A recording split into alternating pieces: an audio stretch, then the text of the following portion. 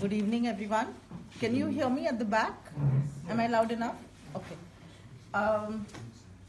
So first of all, let me thank all of you for having me here to do a talk and a small cooking demo. And special thanks to Brian for organizing it really quick. I mean, I just sent him an email and he responded to it, and I'm here. So I'm just briefly going to introduce myself and tell you about my own journey into this. My name is Mayavi Khandelwal. I live in Mumbai, and I'm a trained psychoanalytical psychotherapist. I've done a course in Mumbai from the Psychoanalytic Therapy and Research Center, which is affiliated to the Tavistock Clinic in London. This is my first trip to London, and I plan to go and visit the Tavistock Clinic too. Now, 4.5 years back, I was suffering from severe diabetes. Anybody who has diabetes or knows somebody who has diabetes? Family, friends, relatives, neighbors, somebody? Then you know what it is like. I mean, my sugars used to be 290 was my fasting sugar, and anywhere between 350 to 450 would be my post-lunch. And there were so many times that they would just go down to 50 and I'd just drop. Besides that, I had severe blood pressure issues. Yeah, 200 by 110, which is really high. And the one time that I went to the doctor and he checked my pressure was even higher than 200, and he said, you need to be hospitalized. And I'm terrified of hospitals, I'm terrified of needles, and I didn't listen to him, and I came home. Back home in India, we can do that. I know you can't probably do something like that here, but I didn't want to go to the hospital. And a friend of mine said she knew somebody, Dr. Pramod Tripathi, in Pune, who would help to reverse diabetes without any medication, just by food. And I thought that was a fantastic idea, because I didn't only have diabetes and blood pressure, I had a long list of ailments. So I also had hypothyroidism, I had eczema and asthma, which used to alternate. So if my asthma went down, my eczema would act up. And between the two, I have taken so much of medication of derifylin and I can't even remember those names now, but a whole lot of health issues like that. Besides that, I used to have a lot of cervical pain. So at one point, my right side was completely paralyzed. And the only part of my body I could move were my eyeballs. And every single day, there was some doctor's visit, some blood test, some scan, some MRI that I was subjected to. And there came a point when I was so fed up. Normally in the night, before sleeping, I'd say my prayers and thank God for the wonderful day and my children and everything. And I found myself now saying that I wish I don't wake up to this again. I was so fed up. And I'd just given up. So it was something which I couldn't handle anymore. And just going on this plant-based diet, whole plant-based diet, completely changed my life. Dr. Pramod started with it I started with him on the 6th of August 2013, and by the 3rd of September 2013, my medications were stopped for diabetes. My blood pressure medications were stopped in a couple of months after that, and about in 6 to 8 months, stopped taking my thyroid medications too. And you can see my picture. This one is when I was 87 kilos. I had reached 92 is what I know on the scale. After that, I stopped getting on the scale because I was too terrified to see the 3-digit number. So I wouldn't even get onto the scale. I might have been even more than 92. I have no idea. And I couldn't even walk 100 meters. It was difficult to walk because I used to get breathless.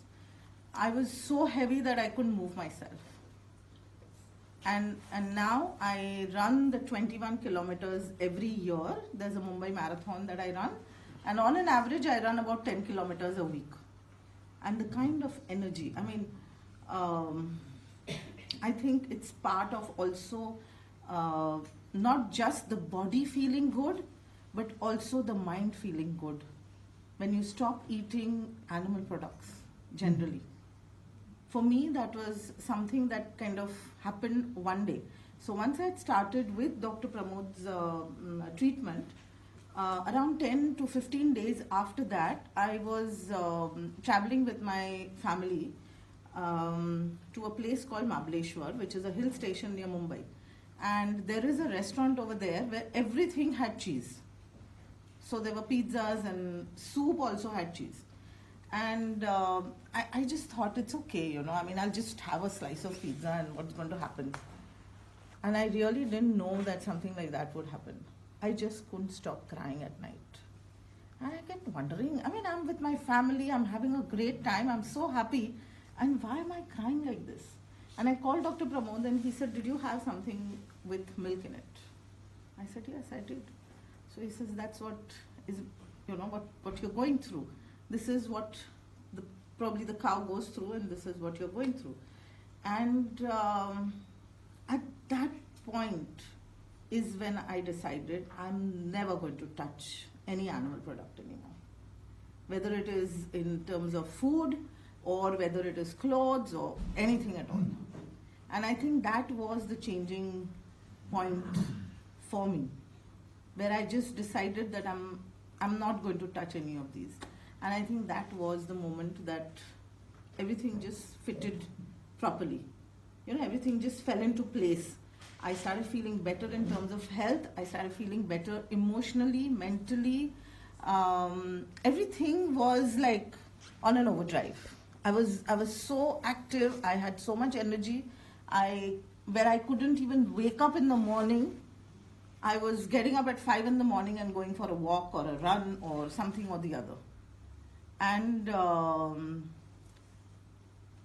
I think for me personally, I feel it's part of my spiritual journey that I have become vegan, and this is something that I really feel very strongly about. And now I help people to reverse diseases, to lose weight, to change lifestyles. Also my family, my mother had leukemia. She had chronic lymphocytic leukemia, which is a cancer of the blood that happens in the elderly. And the doctor had told us that we would have to start the oral chemo when her count kind of goes to 75 to 80,000. And it had already reached 66,000. And in India, we have a mango season. So all the Indians here know the mangoes are the best fruit for us. And my mother loves mangoes, but because she was diabetic, she wasn't allowed mangoes. And because I had reversed my diabetes and I was eating, I do a 10-day fast, 10-day feast actually, that I eat only mangoes and nothing else. So it could be 10 mangoes to 15 mangoes, whatever I want, as much as I want. And she wanted to do the same thing. And she asked Dr. Pramod, can I also eat mangoes? He said, yeah, you can eat mangoes. If you eat what Mayavi is eating, you can go ahead and eat as many mangoes as you like, because she was allowed only half a mango a day. And just so that she could eat all those mangoes, she decided that she's going to go whole plant-based.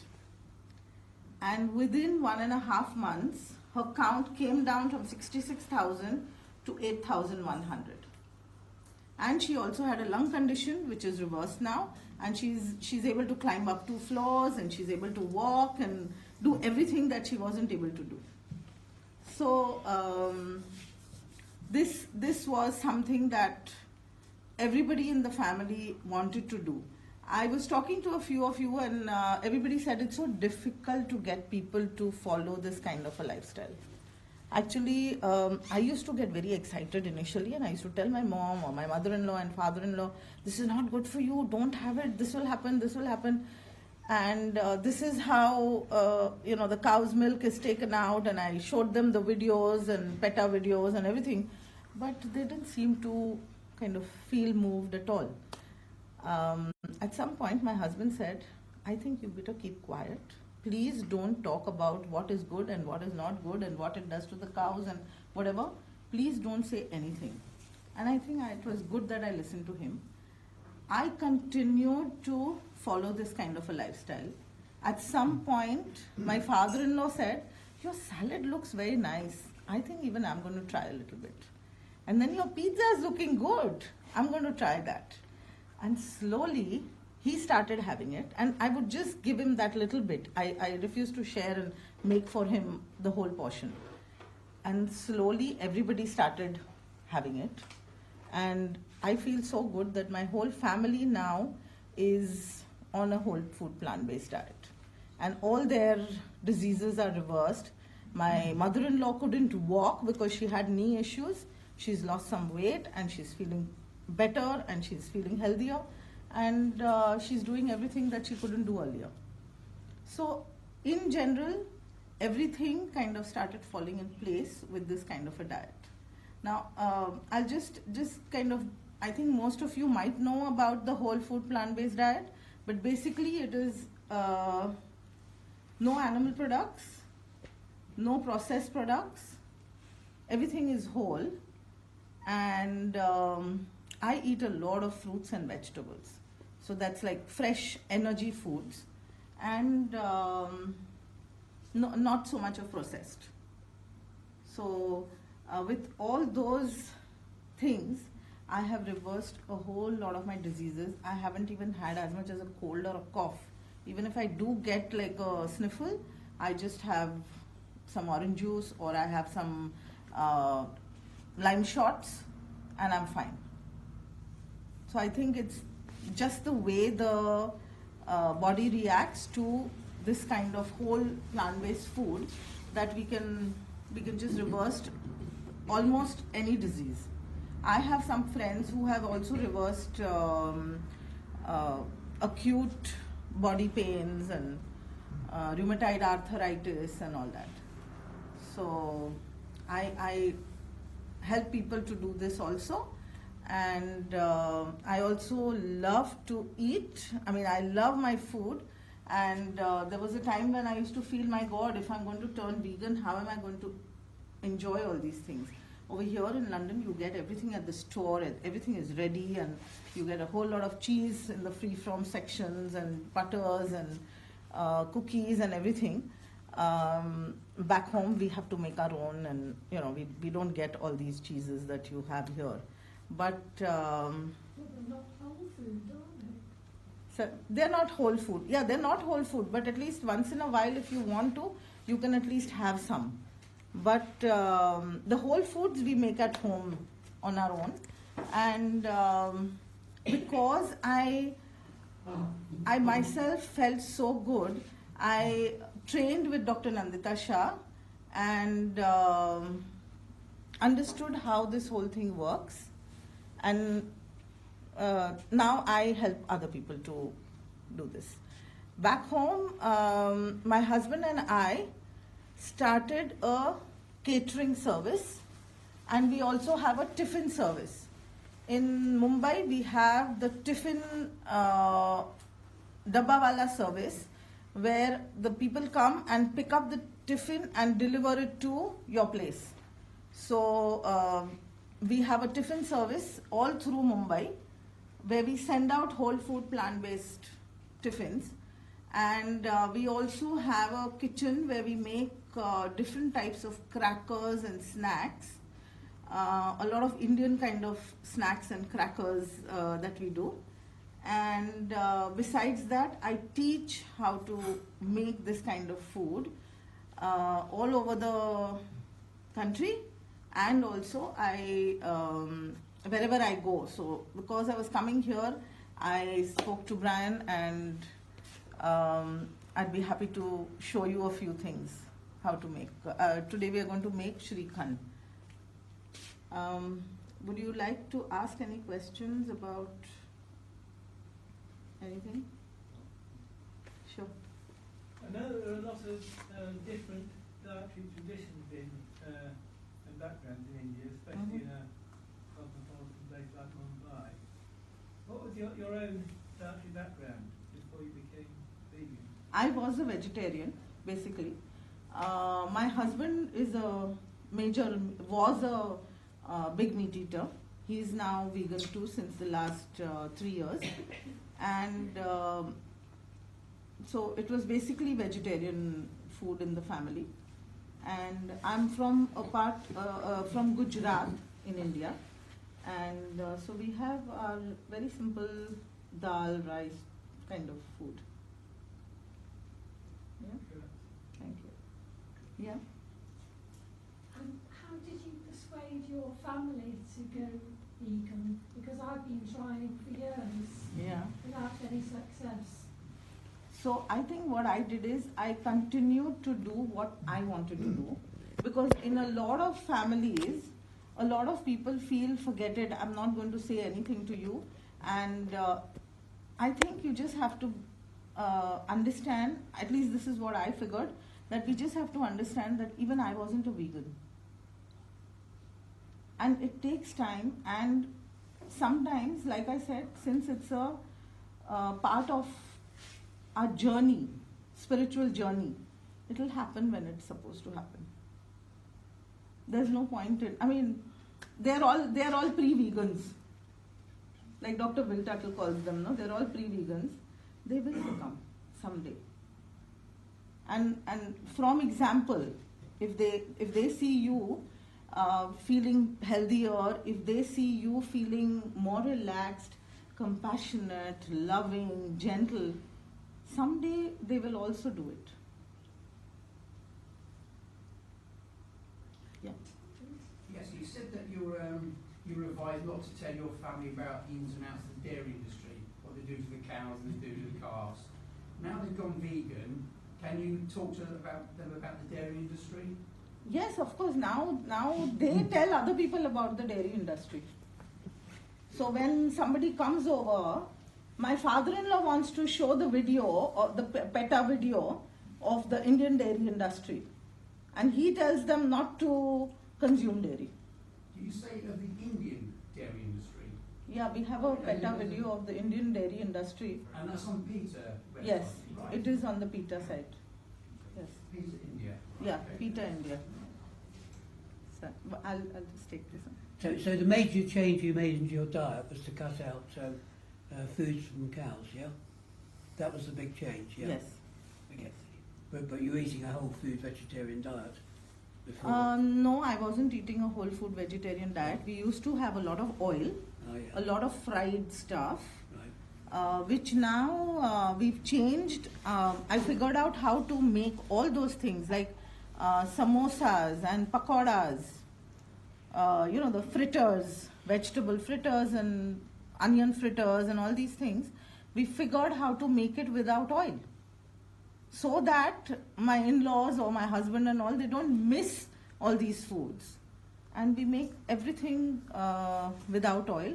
Of course, we used to consume a lot of sugar, and now we don't get milk in the house, we don't get sugar in the house, we don't get oil in the house. So there is no sugar. We substitute sugar with dates or raisins, or you get dry dates. I don't know what they're called here, but we call them kharik. What are they called? Kharik? Okay. So we just powder the dry dates, cut them into pieces and powder them, and use that in place of sugar. Yeah? Yeah? When somebody says to you, oh well, cows are sacred and they think they need to drink the milk because it's part of the spirituality. How do you If 1,008 cows gave only that much milk, you can imagine that it doesn't. Cows are not giving milk by the liters like they're now. Yeah, now we are doing factory farming. In those days, they didn't do it. And at the same time, if cows are sacred, we have no business to steal their milk. And actually, there are a few religious leaders who are now convinced, and they are now telling, we organize talks, demos, film screenings, potlucks, so that people can, come and join.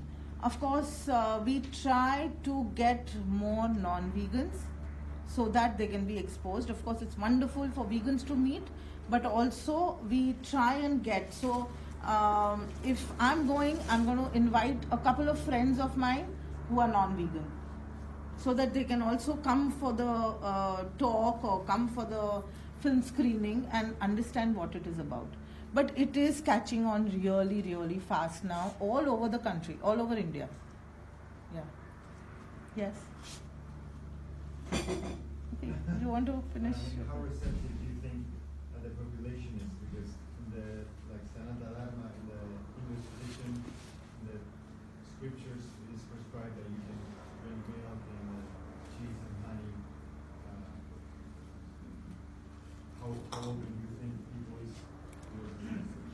I think one of the things is that the moment they realize that their health is getting better, they start doing it. For me, I feel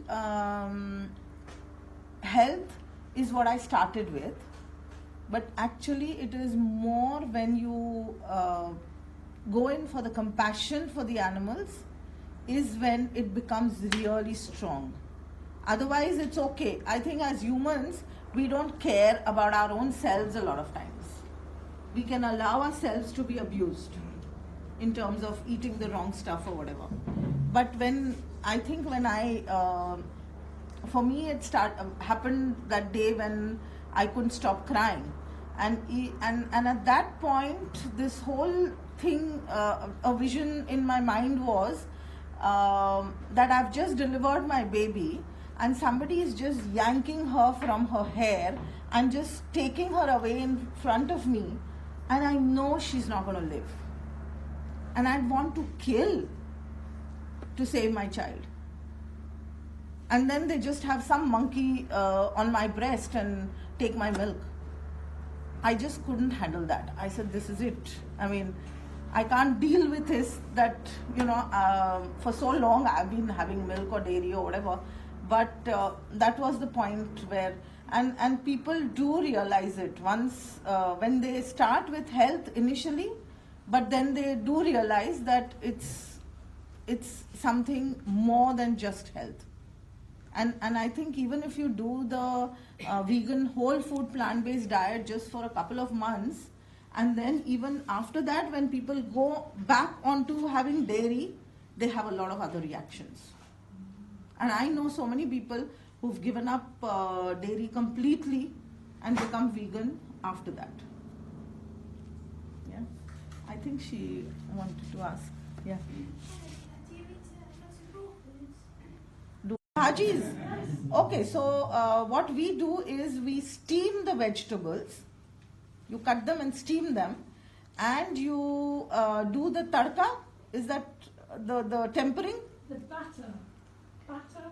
She means pakora. Oh, you mean the pakoras? Okay. Onion bhajis. Okay. So for the onion bhajis, we take onions. We put some besan, is chickpea flour. Yes. And then we put green chilies and coriander and what is ajwain called? Caraway seeds. Yeah, and salt and red chilies if you want to. And you have the idli steamer. Yeah.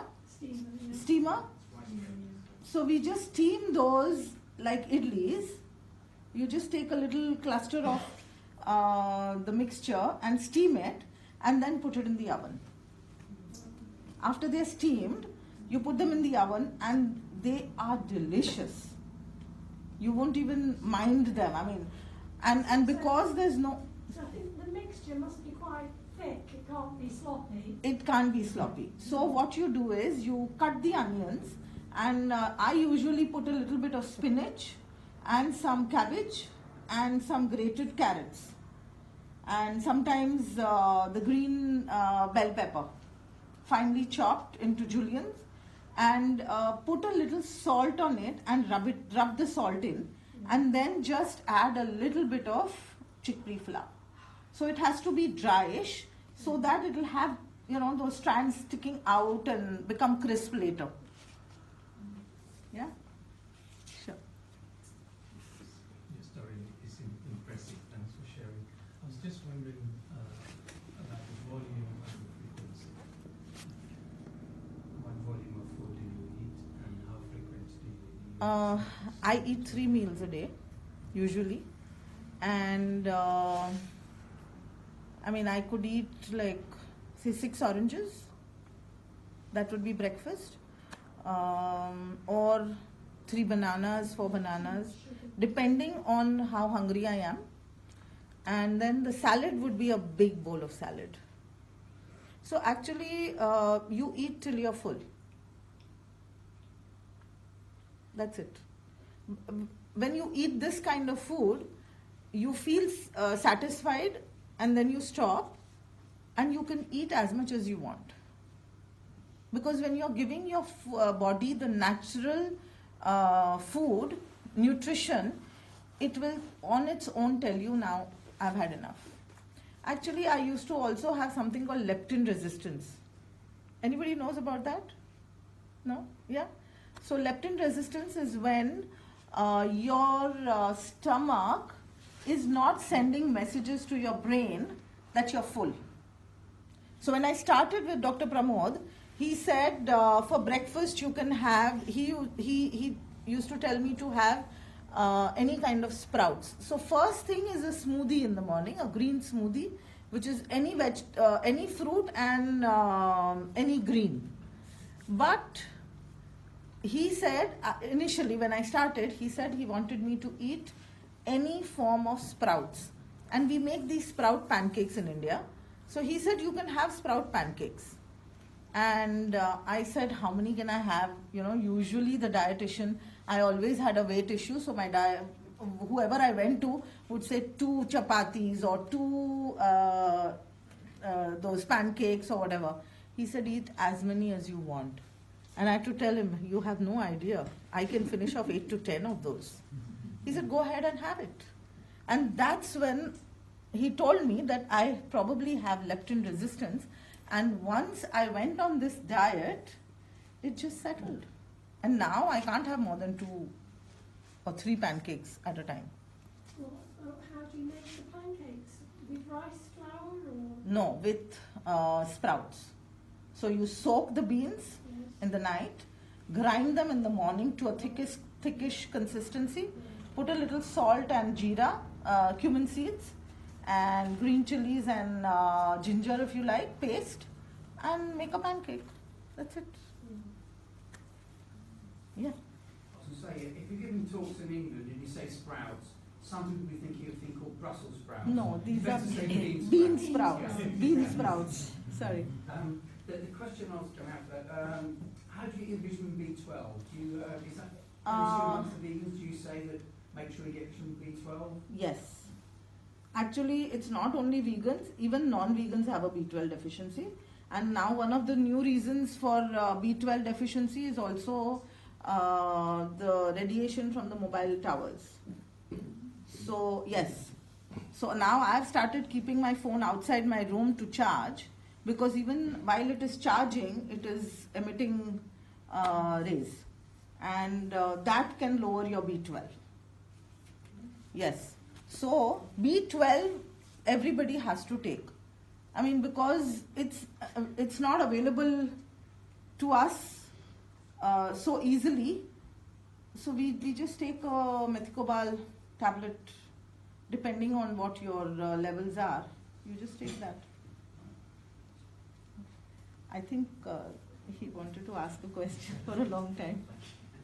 No, I was just wondering, so you're on an amazing whole food plant-based diet, and you reverse diseases, and obviously you're not going to go back to non-vegan, but would you, maybe, I don't think you would actually, but if someone were to remain vegan but not maybe as strict a whole food plant-based diet, but eat a bit of, mix it, start with introducing vegan chunk food a little bit, what's your opinion? So I totally have no issue with that, because there are certain foods that we've grown up eating, like the pani puri. How many of you know what pani puri is? Okay, pani puri is a very typical Indian snack. So they're little balls of wheat flour. They're kind of fried into little balls, and we stuff them with bean sprouts and, I'm sorry, my mouth is watering. So we stuff them with bean sprouts and potatoes, and put some tamarind and tamarind and date chutney in it, and then there's a spicy mint water. It's actually just water with a lot of green chilies and salt and mint, yeah? And we put it in that, and you just pop that whole little ball into your mouth, and it just explodes. And that is one thing that I can't give up. Of course, I've figured out a wheat pani puri that can be baked. So we bake those pani puris, but once in a while, especially when I go for a movie, I want my samosa. And that's okay. That's like not every day. That's once in a while. Or if I've gone to somebody's house or something like that, I'm very clear that I will not have dairy, but a little bit fried or something once in a while is okay. So is that, if you reverse the disease, I think, am I right in saying that, okay, although you remain vegan, but it's not just about being just vegan, you have to maintain this whole food plant-based to keep the Yes. disease away, otherwise if you start eating a little bit unhealthy, even though it's vegan, Yes. but unhealthy, the disease could still come back. So it depends on how much you go into that. I know a lot of people who have been plant-based, but they have,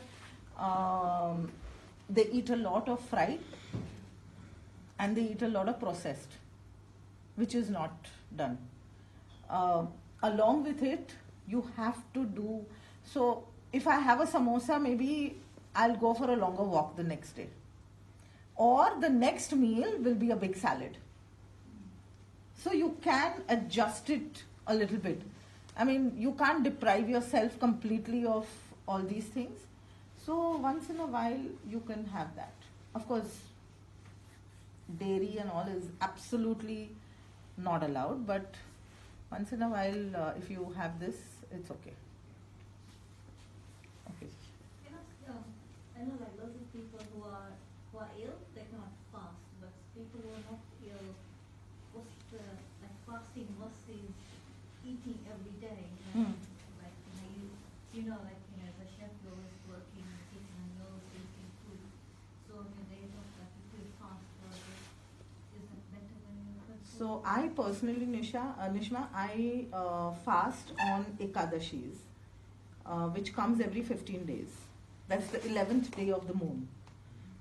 Nothing to do with religious or whatever, but it's just simple and easy to figure out 2 days in a month that I am on a water fast.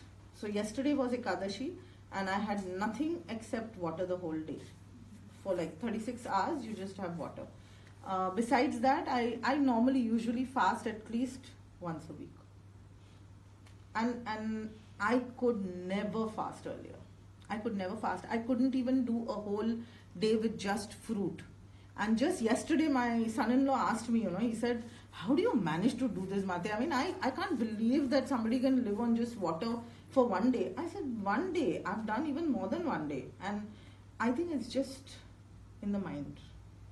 You just decide, just as you decided that you don't want to have any animal products, you decide that today I won't eat at all. I'll just drink water.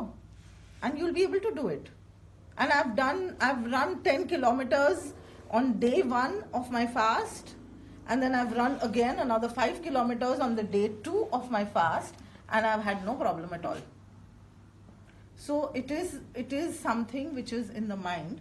And of course, I even if I'm in the kitchen the whole time, I rarely even taste my food. I get somebody else to taste it, because otherwise I would be eating all the time. So I make it very, very clear that it will be 3 proper meals. Yeah? Yes? Something I'd recommend, if you're advising someone to fast and they're sort of resistant against it, because you get a funny feeling in your stomach, that funny feeling in your stomach is actually something good. What it means is your body's started the cleaning out process. Yes. So rather than thinking, oh gosh, that funny feeling in my stomach, you think, great, it's clearing out all the gunk and the grease and stuff which shouldn't be there. So that makes it easier for them to fast. They associate that, instead of being something negative, it's something positive. Yes. So actually, on the days of the fast, most people will get a slight cold. A lot of people get feverish. But that is our body's way of eliminating and detoxifying. So we don't need to get worried about that. And actually this fasting thing is also to do with, our bodies are made of 5 elements: ether, sun, air, water and earth. So we need to also, and all these are our food. So we have to feast on ether also, which is fasting. As much as we feast on, we have to be in the sun as much as we can, so that we can get our vitamin D. Of course, it's not always possible. Even in Mumbai, it's not always possible to completely go nude and get the sun, because that is when you will actually get D3. With just our hands or legs open, it's not enough. And then there is the air. So we have to get fresh air, and we have to be outdoors and do our exercise or whatever we do.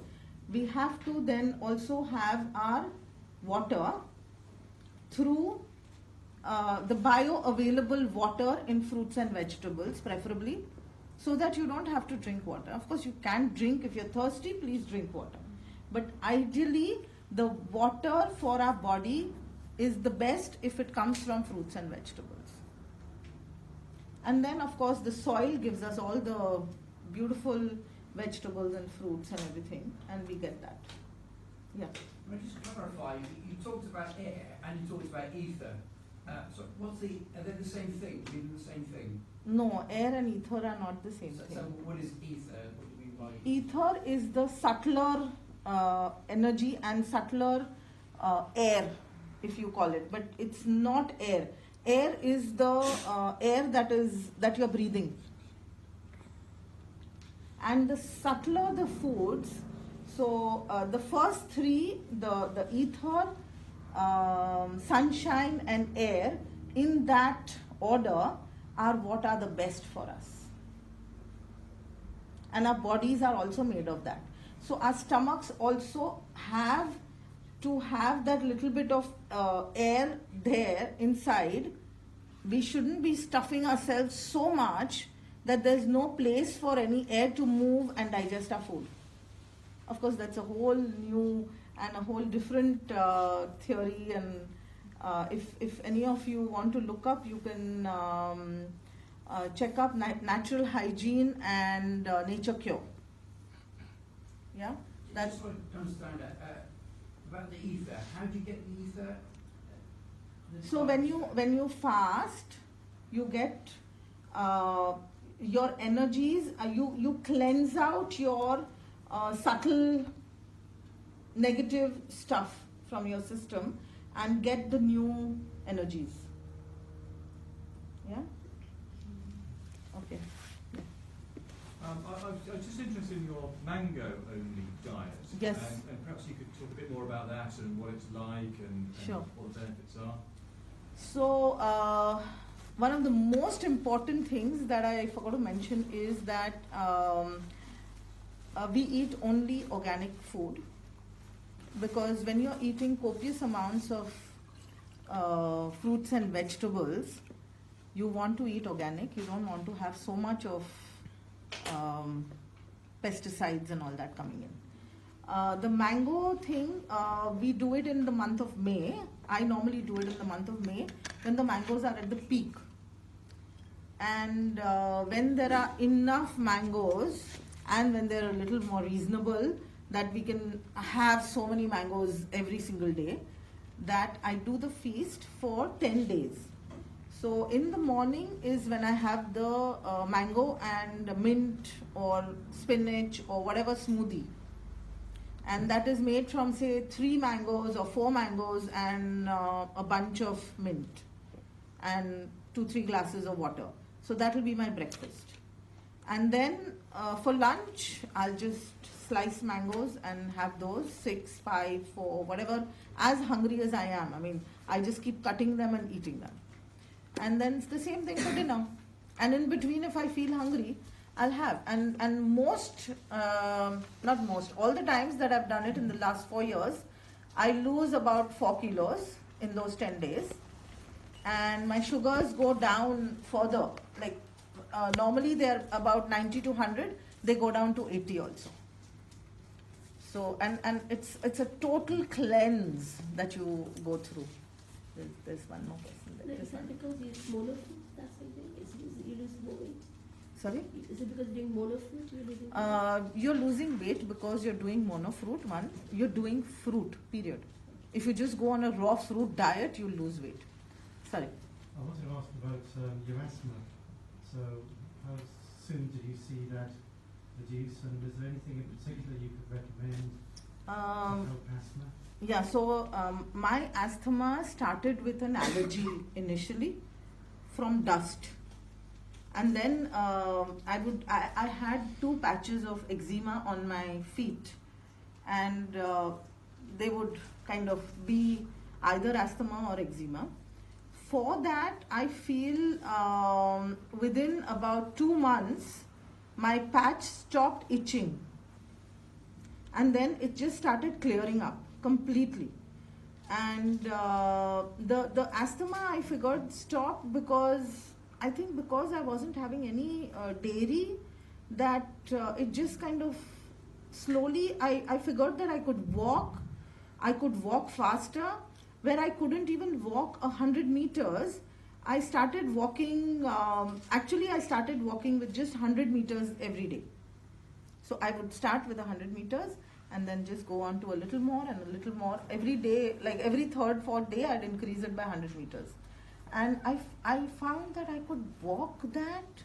I started walking it even faster. 7 kilometers in an hour I started doing. So it was almost like jogging it. So just the whole food plant-based diet, that's it. I think just that. And I also believe that when you don't kill animals, or when you don't take something that's not yours, mentally and emotionally there was that peace. I don't know, I feel that also played a part in the asthma and eczema. There was no itching and there was no irritation generally. So, yeah. Okay. When you're not fasting, how long do you leave between your last meal of one day and your first meal? Yeah, so the last meal normally is, I finish my last meal latest between 7:30 and 8. That is the latest. Normally I prefer to finish my dinner by 6:30, and then I won't eat the next whole day and the night, and then I'll eat at about 9 or 10 in the morning. You wanted to ask, yeah? Vegetarian. India's been considered like the home or the origin of vegetarianism. Do you know, is vegetarian a part of Hinduism? I've met Tamil Hindus who are completely meat eaters.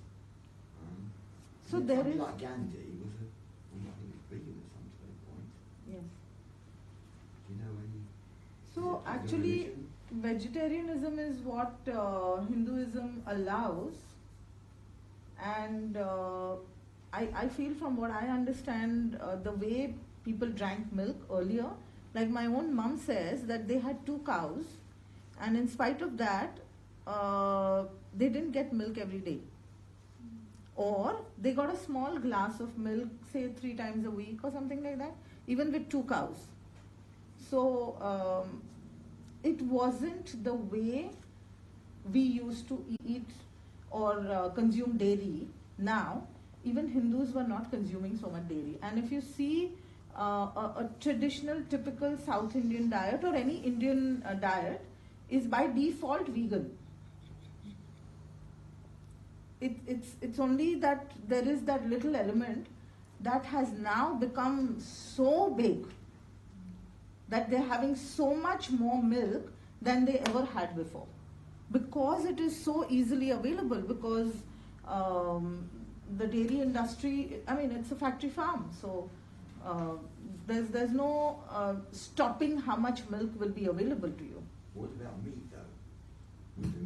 Meat, of course, is Hinduism doesn't allow meat, but there are some sections. So the Kshatriyas, the warrior clan, is allowed to eat meat, because apparently they have to get the energy and whatever to fight.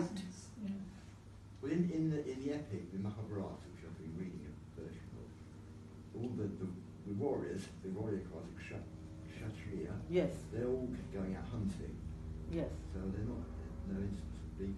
Yeah, so it's allowed for the Kshatriyas, the kings and the warriors are allowed to have meat. The Brahmins don't have meat at all. They don't even consume onions and garlic, because it's not sattvic. So they normally have a sattvic meal, and the rest eat the Shudras.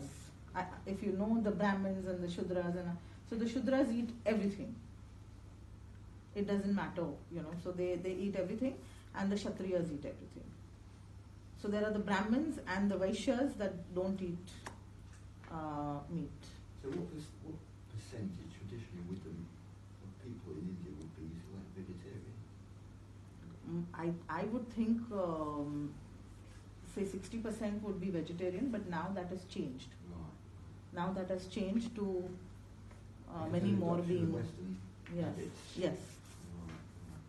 Questions for you, just say this. You've got 35 minutes, by the way.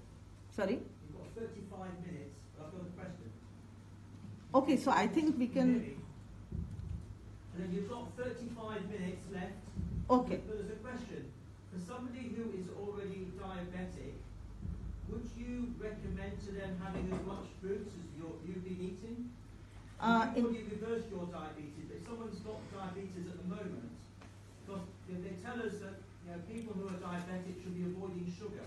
Yes. And so having more fruit. But fruit sugar, no, fruit sugar is okay as far as you're completely on a whole food plant-based diet. You cannot have a huge fruit meal and have pizzas made out of refined flour or with milk, cheese or whatever. You have to be then on a whole food plant-based diet. And of course, initially while you're reversing, you can have more veggies and less fruit if you feel that So this is what makes mangoes quite precious, really, because they're full of vitamins and minerals. Yes, yes. Which shallower grown fruit wouldn't have. I think all fruits have. Well, no, mangoes are particularly higher, known as the king of the fruits. Yes. Unless, of course, you eat durian. Yeah. But of course, then mangoes are only very seasonal. So I try and eat as many mangoes for the whole year, because they also say that if you eat enough mangoes in the season, you've got enough for the rest of the year. But I wouldn't say it's about all fruit, because Chinese gooseberries and things are grown on vines and they don't have deep roots. Well, I feel we eat fruit that is seasonal. That is another very important thing, to eat seasonal, regional. We get kiwis now in India, which are imported from New Zealand. But I'm not a big one on that. I'd rather eat the Indian orange, the Indian apples, the Indian mangoes, the Indian stuff which grows within. Why also increase the food miles?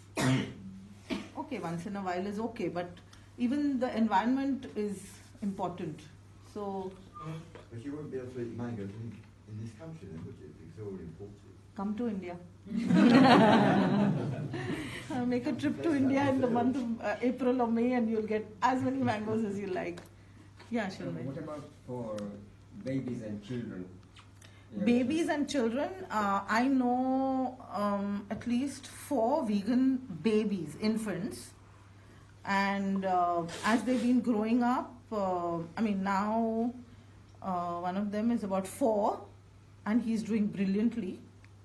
So most of the children do very well, and in fact, children on their own instinctively will eat the right food.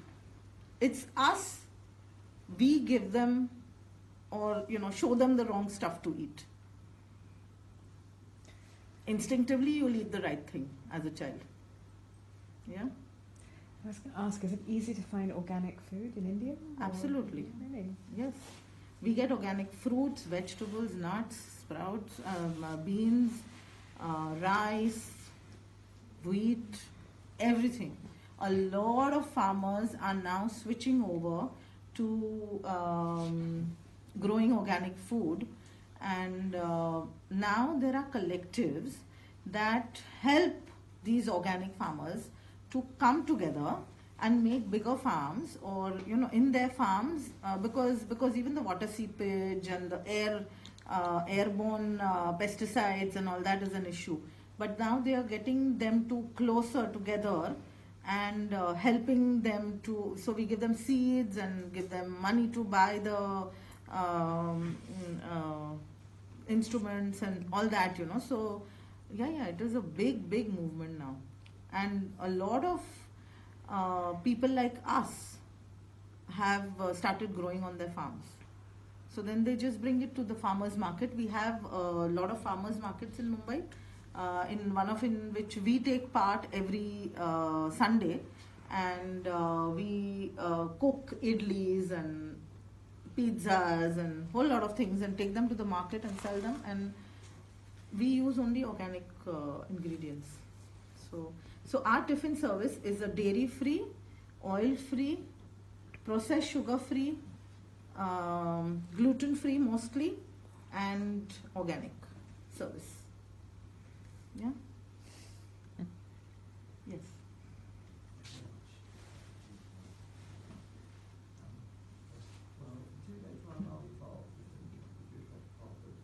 I'm not able to hear you, I'm sorry.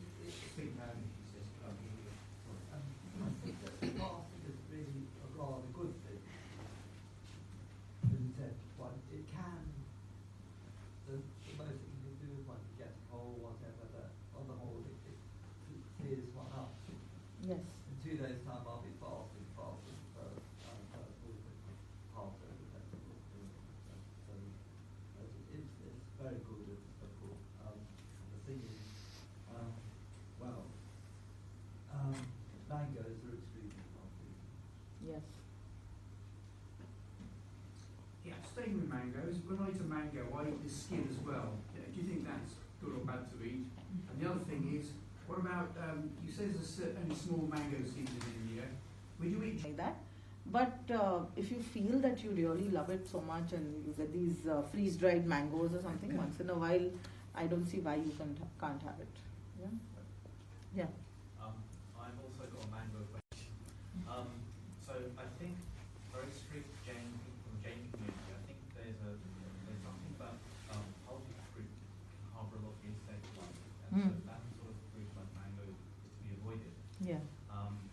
was just wondering, because you have organic mangoes, so there's no pesticide, nothing. I have seen insects in mangoes, and I was just wondering, do you have this problem where there are a lot of insects? Food, it means it is good, worthy of eating. What do you do? How do you Yeah. Otherwise, actually, if you see any food that does not have insects, especially the rice, it has this red bug, so cold that you don't have bugs.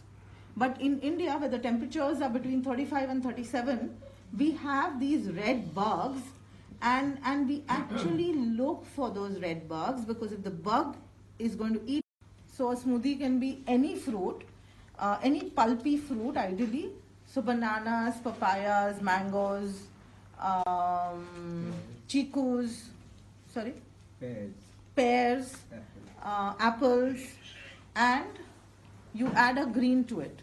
So either you add, so I usually add one non-flavored green, like a spinach or the green sorrel. You get a green sorrel here, the khatta? No? Okay. So we have a whole lot of different greens which don't particularly have a flavor like mint or coriander. So I add one of those, so coriander or mint or basil or any of these herby kind of greens. You can use kale instead of spinach. And spinach is to be used only twice a week, not more than that, because it's a very, very potent green, and you don't want to overdo on it. It also has a lot of, it's high in oxalates, and you don't want to overdo your oxalates, because a lot of people get kidney stones because of that. So I would have that, and then there would be, on a Sunday, I might have a bean-based breakfast.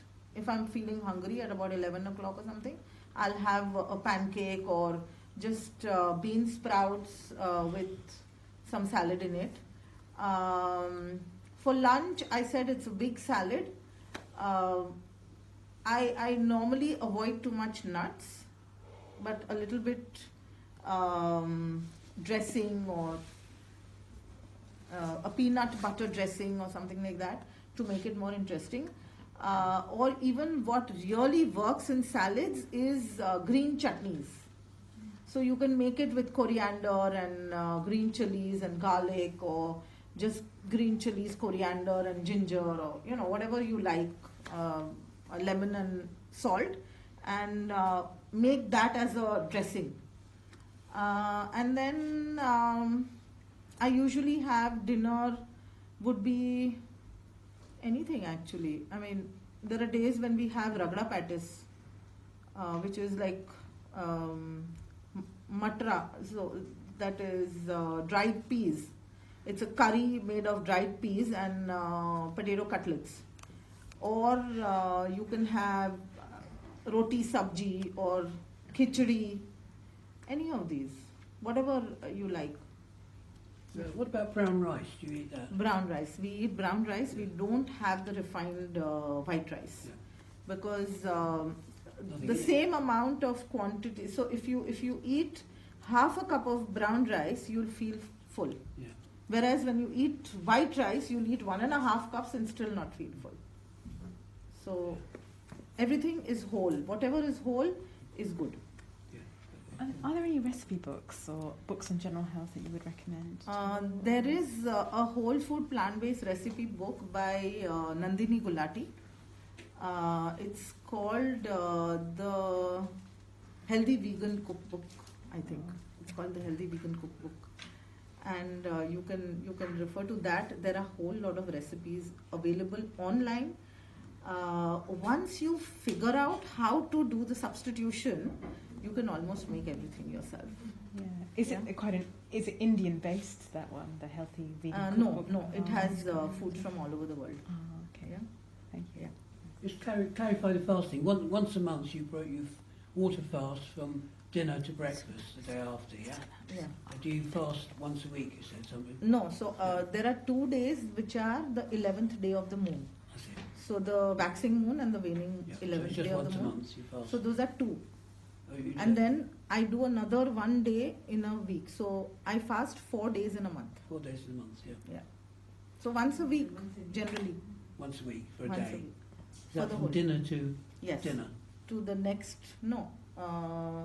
The third morning you have Yeah. breakfast. Yeah. And it's very important to break your fast properly, because you don't want to go and eat a burger or something so heavy. So you can break your fast with coconut water. Over here I figured it's not so easy to get coconut water, but then you can go on some fruits or something, the juicy, watery kind of fruits to begin with, and then have for lunch have some salads, and then eat a cooked meal in the evening. Yeah. Can we try the Shrikhand? I think I should start showing you the Shrikhand. You want to just... Yeah, so in my case for fasting, I fast for 24 hours a week. So if I don't eat now, then I will eat tomorrow at dinner. And I usually eat, like every day, just rice, pasta, potatoes, sweet potatoes, or starch diet. You advise me not to have a big plate of rice, but just a piece of fruit with tea or something like that. When you're breaking fast, is that what you're asking? Yeah. About the breaking the fast? Yeah. Yes. Not have a lot of rice, but instead. Yeah, so instead of rice, I would suggest you have some fruits or salads, because the body is still in a mode of fasting and in the mode of throwing out toxins. So if we put in fruits, we'll help the body to throw out more toxins as much as possible. You can have, yes, of course, you can have a cooked meal after a few hours. Yeah. Yeah. I just wanted to point out that dried fruits are going to be higher in sugar. If you are diabetic, then you have to. Dried fruits, anyways, you have it as an emergency. That is why people used to dry fruit.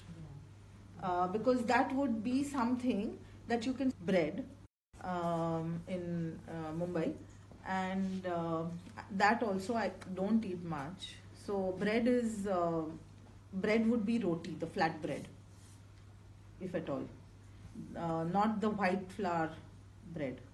Anything like oatmeal, porridge? You can have oatmeal porridge once in a while, but instead of the quick cooking oats or whatever, maybe the steel cut oats or the what are the jumbo rolled, the pressed rolled oats. Rolled oats are better. Nowadays what we do is we cook millets. Do you get whole millets here? Foxtail millets and proso millets and all these. So you can just cook those and have that with your coconut milk and a little bit of date paste or something to sweeten it. Or you can just add some raisins into it, a handful of raisins. So, I mean, I normally don't have oats really, not much. You're about 15 minutes. Yeah, so I'm quickly going to show you all how to do the Shrikhand. Now for the Shrikhand, we are going to, I'll just tell you what all I'm going to put into it. I had soaked a cup of cashews. Just wondering, maybe a lot of people might not be familiar with what Shrikhand is. Okay, I'll tell you what it is. So Shrikhand is made by hanging curd. Traditionally, you make a curd out of milk and hang it, and it becomes really hard and kind of without any water at all, and it's creamy. And you just blend it and put a lot of sugar in it to sweeten it, and then you put some almonds and pistachios, yeah, and cardamom. So we don't use dairy. I have soaked cashews, 1 cup of cashew, and with the minimum water, blended it after 12 hours. So I soaked it last night, and I blended it in the morning, say in the afternoon around 11:30, 12, yeah. And 2 cups of raisins, which were also soaked for 12 hours, 12 to 14 hours, and then blended, yeah, into a fine paste. And then there is cardamom powder, and here I have saffron,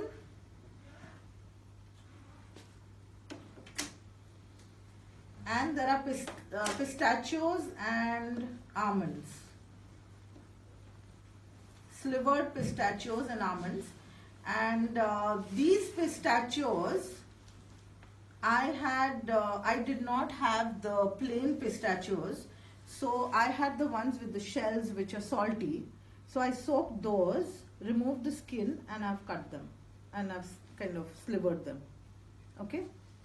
So all we are going to do is just mix everything.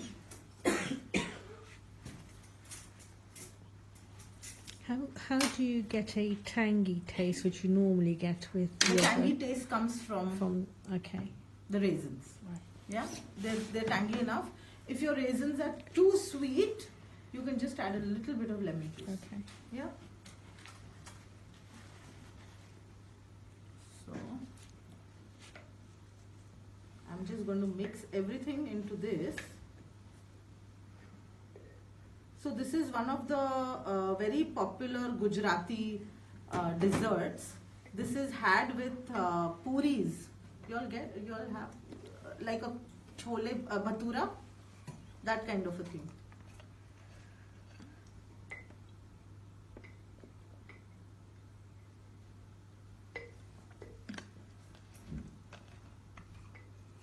So the measurements are very simple. 1 cup of cashews and 2 cups of course this is going to make quite a bit, and if you're going to have this, so we'll just mix all these.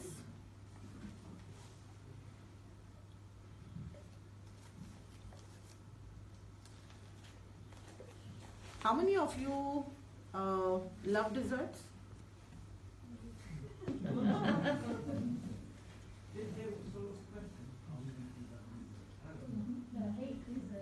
No, love.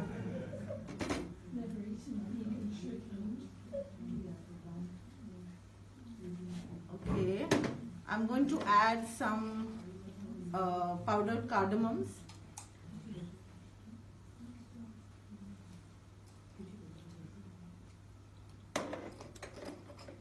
And some of the slivered almonds and pistachios into this inside, and we'll leave some to decorate it.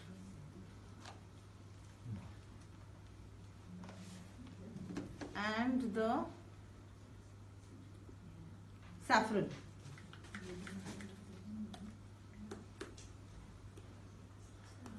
I'm going to leave some to just decorate on top. Is the saffron just to give it colour, or is it? Saffron gives a flavor also. So in the saffron, just take a big generous pinch in a small bowl and just put like 5-7 drops, a teaspoon of water, and leave it for a few hours. So it becomes that nice and orange. This saffron I picked up from Sainsbury, so I know it's available there. And of course the color of your raisins will change the color of the Shrikhand. Shrikhand traditionally is absolutely white because it has sugar and milk. Ours has a little bit of color, but it tastes pretty good. So, and if it doesn't harm any animal, I'm happy to have this instead of that. There, the Shrikhand is ready.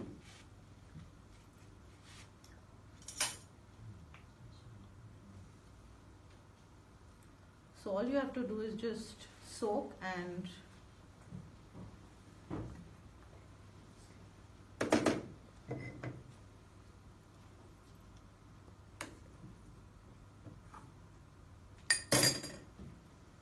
just sprinkle some of this. We have a lot of these.